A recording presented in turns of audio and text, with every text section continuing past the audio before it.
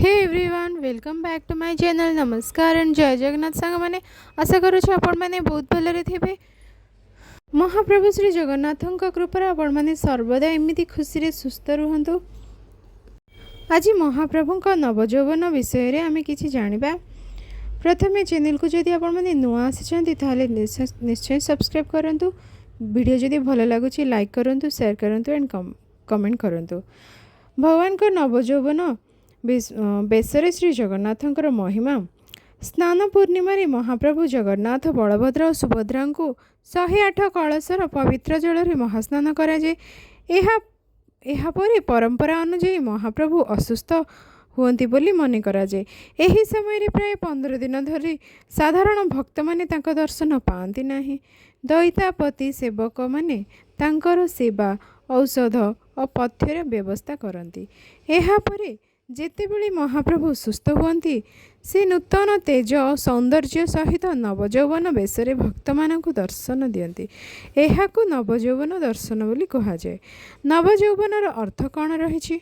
नव अर्थ नूतन, जौवन अर्थ तरुण सतेज अवस्था।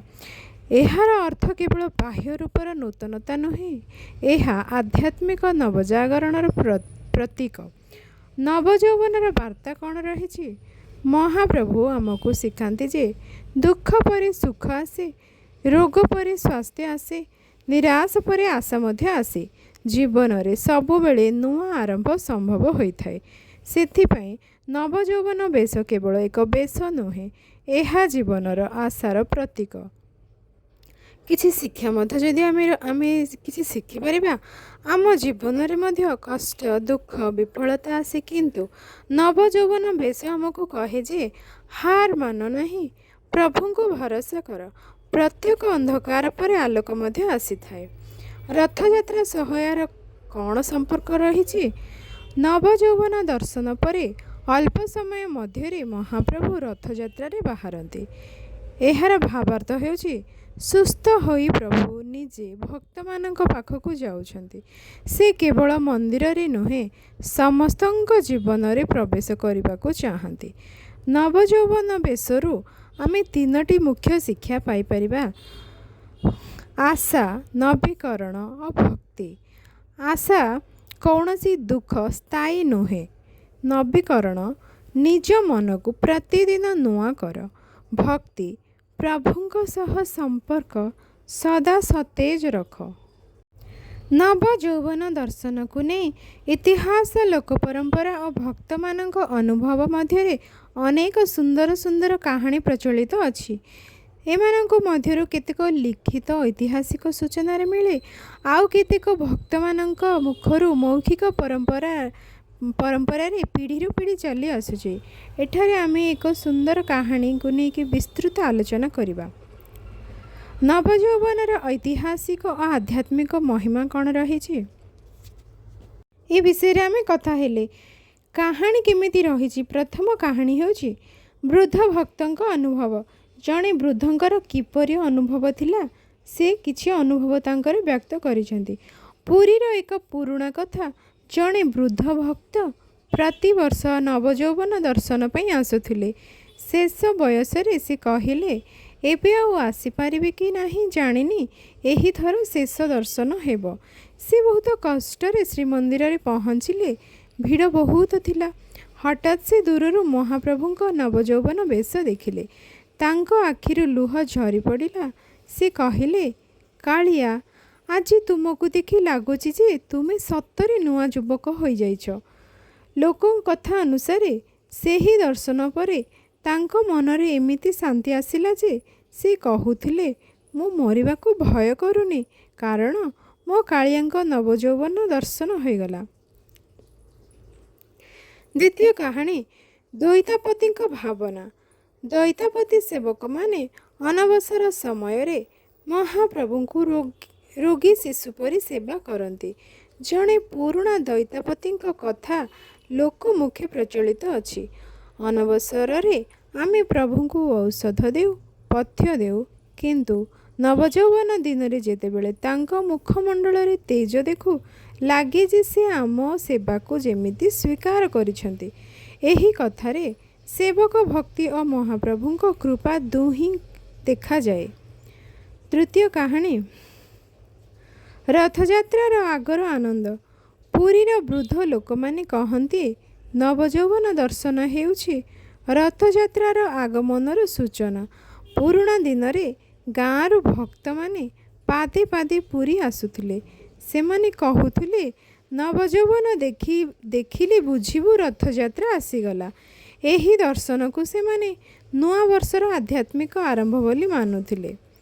ନବଯୌବନର ଗଭୀର ତତ୍ତ୍ୱ। କିଛି ଗଭୀର ଶିକ୍ଷା ରହିଛି, ଯାହାକି ଯେତେ ଦୁଃଖ ଥାଉ ମଧ୍ୟ ଜୀବନରେ ପୁଣି ନୂଆ ଆରମ୍ଭ ହେବା ନିଶ୍ଚିତ ସମ୍ଭବ। ସେ ସମୟ ଯାଏଁ ଆମେ ନିଜର ଧୈର୍ଯ୍ୟ ଆଉ ସାହସକୁ ବଜାୟ ରଖିବା। ଆତ୍ମିକ ନବୀକରଣ। ମନର କ୍ରୋଧ, ଈର୍ଷ୍ୟା, ଅହଙ୍କାର ତ୍ୟାଗ କରି ନୂତନ ମନ ନେବା ଉଚିତ।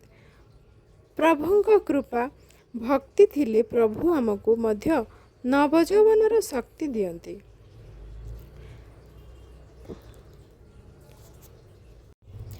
ମହାପ୍ରଭୁ ଅନବସରରେ ରୋଗୀ ହୁଅନ୍ତି, କିନ୍ତୁ ନବଯୌବନରେ ପୁଣି ତେଜମୟ ହୋଇ ପ୍ରକାଶ ହୁଅନ୍ତି। ଏହା ଆମକୁ କହେ ଯେ ଜୀବନରେ ଯେତେ କଷ୍ଟ ମଧ୍ୟ ଆସୁ, ପ୍ରଭୁଙ୍କୁ ଭରସା କଲେ ପୁଣି ନୂଆ ଉତ୍ସାହ ସହ ଉଠିପାରିବୁ। ଆଧୁନିକ ଭକ୍ତମାନଙ୍କର ଅନୁଭବ। ଅନେକ ଭକ୍ତ କହନ୍ତି ଯେ ନବଯୌବନ ଦର୍ଶନ ସମୟରେ ମହାପ୍ରଭୁଙ୍କ ମୁଖମଣ୍ଡଳର ତେଜ ସାଧାରଣ ଦିନଠାରୁ ଅଧିକ ଲାଗେ। କେହି ଏହାକୁ ଆଧ୍ୟାତ୍ମିକ ଅନୁଭୂତି କହନ୍ତି, କେହି ଭକ୍ତିର ପ୍ରଭାବ ବୋଲି ମାନନ୍ତି। କିନ୍ତୁ ସମସ୍ତଙ୍କ ଅନୁଭବରେ ଗୋଟିଏ କଥା ସାଧାରଣ, ଦର୍ଶନ ପରେ ମନରେ ଅପାର ଆନନ୍ଦ ଓ ଶାନ୍ତି ଆସେ। ନୂଆ କିଛି କରିବା ପାଇଁ ଆଗ୍ରହ ମଧ୍ୟ ଆସେ। ଭଗବାନ ସେତିକି ଶକ୍ତି ଦିଅନ୍ତି କି କେତେ କଷ୍ଟରେ ଥିଲେ ମଧ୍ୟ ପୁଣି ଥରେ ନୂଆ କିଛି ଆରମ୍ଭ କରିବା ପାଇଁ ସେତିକି ଉତ୍ସାହ ମନରେ ବଢ଼ିଯାଏ। ନବଯୌବନ କେବଳ ଏକ ବେଶ ନୁହେଁ, ଏହା ମହାପ୍ରଭୁଙ୍କର ବାର୍ତ୍ତା ଯେ ନିରାଶ ହୁଅନି, ପୁଣି ଥରେ ଉଠ, ମନକୁ ନୂଆ କର, ଭକ୍ତିକୁ ସତେଜ ରଖ। ନିରାଶ ହେଉନି ମାନେ କୌଣସି ବି କାମ ଯଦି ଆମେ କରୁଥିବା, ଯଦି କିଛି କର୍ମରେ ଆମେ ଯଦି ବିଫଳ ହେବା, ତାହେଲେ ଆଶାହୀନ ହେବା ନାହିଁ। ପୁଣି ଥରେ ଚେଷ୍ଟା କରିବା, ପୁଣି ଥରେ ଉଠ। କୌଣସି କାମ ପ୍ରତି ଆମେ ଆଶାହୀନ ନ ହେଇକି ସର୍ବଦା ନୂତନ କର୍ମ ପାଇଁ ଆମେ ଚେଷ୍ଟା କରିବା ଉଚିତ। ମନକୁ ନୂଆ କର। ନୂତନ କର୍ମ କରୁଥିବା ସମୟରେ ଆମେ ଯଦି ବିଫଳ ହୋଇଯିବା, ପୁଣି ଥରେ ନୂଆ ଉପାୟରେ ସେହି କର୍ମଟିକୁ କରିବା ପାଇଁ ଚେଷ୍ଟା କରିବା। ଭକ୍ତିକୁ ସତେଜ ରଖ। ସର୍ବଦା ମନରେ ଶୁଦ୍ଧ ମନରେ ଭଗବାନଙ୍କୁ ଭକ୍ତି କରିବା। ଯେଉଁ କର୍ମରେ ଆମେ ଅଛେ, ଯେଉଁ କର୍ମ ଆମେ କରୁଛେ, ଠିକ୍ ରାସ୍ତାରେ ସେହି କର୍ମ ପ୍ରତି ଆମର ମନ ସବୁବେଳେ ତତ୍ପର ରହିବା ଉଚିତ। ଭଗବାନଙ୍କ ଅନବସର ଚିରଦିନ ପାଇଁ ଯେପରି ରହେ ନାହିଁ, ସେହିପରି ଭଗବାନଙ୍କ ସେହି ଅବସ୍ଥାରୁ ଆମକୁ ଶିକ୍ଷା ମିଳୁଛି ଯେ କୌଣସି ବି ଦୁଃଖ କଷ୍ଟର ଦିନ ଚିରଦିନ ପାଇଁ ସ୍ଥାୟୀ ନୁହଁ। ସେଥିପାଇଁ ଆମେ ସର୍ବଦା ନୂତନ ଉପାୟରେ ପୁଣି ଥରେ ଉଠିକି ଚେଷ୍ଟା କରିବା ଦରକାର। ନିଜକୁ ବଦଳାଇବାର ସମୟ। ନବଯୌବନ କେବଳ ପ୍ରଭୁଙ୍କ ବେଶ ନୁହେଁ, ଏହା ଆମକୁ ପଚାରେ, ମୁଁ କ'ଣ କ୍ରୋଧ କମାଇଲି? ମୁଁ କ'ଣ କାହାକୁ କ୍ଷମା କଲି? ମୁଁ କ'ଣ ଭଗବାନଙ୍କୁ ଅଧିକ ଭଲ ପାଇଲି? ଯଦି ଏହାର ଉତ୍ତର ଆମେ ଖୋଜି ପାଇପାରିବା, ଯଦି ଏହାର ଉତ୍ତର ହଁ ହୋଇଥାଏ, ତେବେ ଆମେ ଜାଣିବା ଯେ ଆମ ଭିତରେ ମଧ୍ୟ ନବଯୌବନର କିଛି ପ୍ରଭାବ ଆସିଛି। ଦାସିଆ ବାଉରୀଙ୍କର ଶିକ୍ଷା। ଦାସିଆ ବାଉରୀଙ୍କ ପାଖରେ ଧନ ନଥିଲା, କିନ୍ତୁ ନୂଆ ଭକ୍ତି ଥିଲା। ଶାଲ ବେଗଙ୍କ ପାଖରେ ମନ୍ଦିରକୁ ପ୍ରବେଶର ଅଧିକାର ନଥିଲା, କିନ୍ତୁ ପ୍ରଭୁଙ୍କ ପ୍ରତି ଅତୁଟ ବିଶ୍ୱାସ ଥିଲା। ସେମାନଙ୍କର ଜୀବନ ମଧ୍ୟ ଦେଖାଏ ଯେ ପ୍ରଭୁ ପ୍ରଥମେ ମନକୁ ଦେଖନ୍ତି, ବାହ୍ୟ ଆଡ଼ମ୍ବରକୁ ନୁହେଁ। ନବଯୌବନର 3ଟି ମନ୍ତ୍ର ରହିଛି, ଯାହାକି ପୁରୁଣା ଅହଙ୍କାରକୁ ଛାଡ଼। ଦ୍ୱିତୀୟ, ନୂଆ ଭକ୍ତିକୁ ଗ୍ରହଣ କର। ତୃତୀୟ, ପ୍ରତ୍ୟେକ ମଣିଷରେ ଜଗନ୍ନାଥଙ୍କୁ ଦେଖ। ଆଜିକାଲି ସମୟରେ ଲୋକଙ୍କ ପାଖରେ ସମୟ ଅଛି, କିନ୍ତୁ ଶାନ୍ତି ନାହିଁ। ଧନ ଅଛି, କିନ୍ତୁ ସନ୍ତୋଷ ନାହିଁ। ଜ୍ଞାନ ଅଛି, କିନ୍ତୁ ନମ୍ରତା ନାହିଁ। ନବଯୌବନ ଆମକୁ କହେ, ହୃଦୟକୁ ନୂଆ କର, ତେବେ ଜୀବନ ସୁନ୍ଦର ହେବ। ନବଯୌବନର ସମାଜ ଉପରେ କ'ଣ ପ୍ରଭାବ ରହିଛି?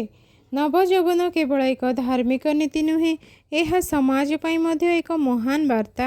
ମହାପ୍ରଭୁ 15 ଦିନ ଅନବସର ରହିବା ପରେ ନୂଆ ତେଜ ସହ ଦର୍ଶନ ଯେପରି ଦିଅନ୍ତି, ଏହା ଆମକୁ ଶିଖାଏ ଯେ ଜୀବନରେ ପରିବର୍ତ୍ତନର ସ୍ୱାଭାବିକ ନିୟମ। ନୂଆ ଆରମ୍ଭ ସବୁବେଳେ ସମ୍ଭବ ହୋଇଥାଏ। ଆଶାର ବାର୍ତ୍ତା କ'ଣ ରହିଛି? ଆଜି ସମାଜରେ ଅନେକ ଲୋକ ନିରାଶା, ଚିନ୍ତା, ମାନସିକ ଚାପରେ ଅଛନ୍ତି। ନବଯୌବନ ସମୟ ଆମକୁ କହେ ଯେ ଆଜି ଦୁଃଖ ଅଛି, କିନ୍ତୁ କାଲି ନୂଆ ପ୍ରଭାତ ନିଶ୍ଚୟ ଆସିବ। ଏହା ମଣିଷକୁ ଆଗକୁ ବଢ଼ିବାରେ ଶକ୍ତି ଦିଏ। ଆତ୍ମସଂଶୋଧନର ବାର୍ତ୍ତା। ମନରୁ ଈର୍ଷ୍ୟା ଦୂର କର, କ୍ରୋଧ କମାଅ, ଅହଙ୍କାର ତ୍ୟାଗ କର, ପ୍ରେମ ଓ କ୍ଷମାକୁ ଗ୍ରହଣ କର। ଯଦି ପ୍ରତ୍ୟେକ ଲୋକ ନିଜକୁ ବଦଳାଇବାକୁ ଚେଷ୍ଟା କରିବେ, ସମାଜ ମଧ୍ୟ ବଦଳିଯିବ। ପରିବାରରେ କିପରି ଶାନ୍ତି ରହିବ? ଘରେ ଝଗଡ଼ା, ମନୋମାଳିନ୍ୟ ଓ ଅବିଶ୍ୱାସ ଥାଇଲେ ସୁଖ ରହେ ନାହିଁ। ନବଯୌବନର ବାର୍ତ୍ତା। ପୁରୁଣା ଅଭିମାନକୁ ଭୁଲି ନୂଆ ସମ୍ପର୍କ ଗଢ଼। ନୂତନ ସମ୍ପର୍କରେ ପରିବାରକୁ ଶାନ୍ତି ଓ ସ୍ନେହରେ ଭରିଦିଅ। ସମାନତାର ବାର୍ତ୍ତା। ଜଗନ୍ନାଥ ସଂସ୍କୃତିରେ ସମସ୍ତଙ୍କ ସ୍ଥାନ ରହିଛି। ଦାସିଆ ବାଉରୀ, ଶାଲ ବେଗ, ବନ୍ଧୁ ମହାନ୍ତି, ସେମାନଙ୍କ କାହାଣୀ ଦେଖାଏ ଯେ ପ୍ରଭୁ ଭକ୍ତିକୁ ଦେଖନ୍ତି, ଜାତି କିମ୍ବା ସମ୍ପଦକୁ ନୁହେଁ। ଏହି ବାର୍ତ୍ତା ଆଜିର ସମାଜରେ ପରସ୍ପର ସମ୍ମାନ ଓ ଭାଇଚାରାକୁ ମଧ୍ୟ ବଢ଼ାଏ। ସେବାର ଭାବନା କିପରି ଆମ ମଧ୍ୟରେ ଆସିପାରିବ? ନବଯୌବନ ଆମକୁ କହେ, କେବଳ ନିଜ ପାଇଁ ନୁହେଁ, ଅନ୍ୟମାନଙ୍କ ପାଇଁ ମଧ୍ୟ ଆମେ ବଞ୍ଚିବା।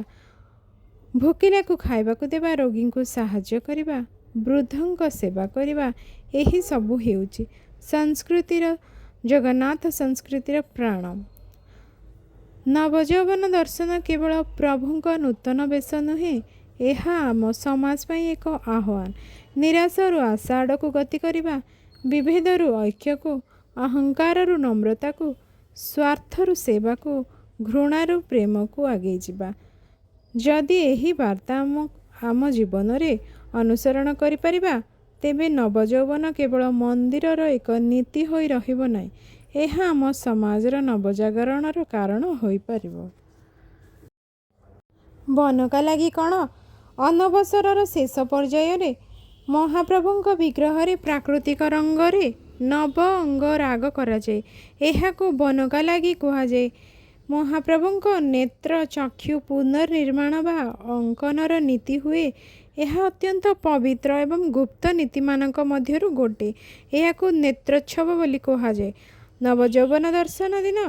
ଏହି ଦିନ ପ୍ରଥମ ଥର ପାଇଁ ଅନବସର ପରେ ଭକ୍ତମାନେ ମହାପ୍ରଭୁଙ୍କ ଦର୍ଶନ କରନ୍ତି। ଏହାକୁ ଅତ୍ୟନ୍ତ ଶୁଭ ମନାଯାଏ। ତାପରେ ରଥଯାତ୍ରାର ପ୍ରସ୍ତୁତ ପାଇଁ ରଥଗୁଡ଼ିକ ସଜାସଜି କରାଯାଇ ସେବାୟତମାନେ ନିଜ ନିଜ ସେବାରେ ପ୍ରସ୍ତୁତ ହୁଅନ୍ତି। ଏହି ସମୟରେ ଭକ୍ତମାନେ ଜୟ ଜଗନ୍ନାଥ ନାମ ଜପ କରନ୍ତି, ଗୀତ ଗୋବିନ୍ଦ, ଜଗନ୍ନାଥ ଭଜନ, ସ୍ତୋତ୍ର ପାଠ କରନ୍ତି। ଅନବସର ସମୟରେ ଅନେକ ଭକ୍ତ ଅଲାରନାଥ ମନ୍ଦିରକୁ ଯାଇ ଦର୍ଶନ କରନ୍ତି, କାରଣ ପରମ୍ପରା ଅନୁସାରେ ଏହି ସମୟରେ ମହାପ୍ରଭୁ ଅଲାରନାଥ ରୂପରେ ଭକ୍ତମାନଙ୍କୁ କୃପା ଦିଅନ୍ତି। ଏ ଭିଡ଼ିଓ ଯଦି ଆପଣମାନଙ୍କୁ ଭଲ ଲାଗିଛି, କଥା ଯଦି ଆପଣମାନେ ଶୁଣିବାକୁ ଭଲ ଲାଗିଲା, ତାହେଲେ ଭିଡ଼ିଓକୁ ନିଶ୍ଚୟ ଲାଇକ୍ କରନ୍ତୁ, ସେୟାର କରନ୍ତୁ, କମେଣ୍ଟ କରନ୍ତୁ। ଚ୍ୟାନେଲକୁ ଯଦି ନୂଆ ଆସିଛନ୍ତି ତାହେଲେ ନିଶ୍ଚୟ ସବସ୍କ୍ରାଇବ୍ କରନ୍ତୁ। ରହୁଛି ଜୟ ଜଗନ୍ନାଥ। ପୁଣି ଆଉ ଏକ ଭିଡ଼ିଓରେ ଆଉ କିଛି ଭଗବାନଙ୍କ ବିଷୟରେ ଆଲୋଚନା କରିବା। ନମସ୍କାର।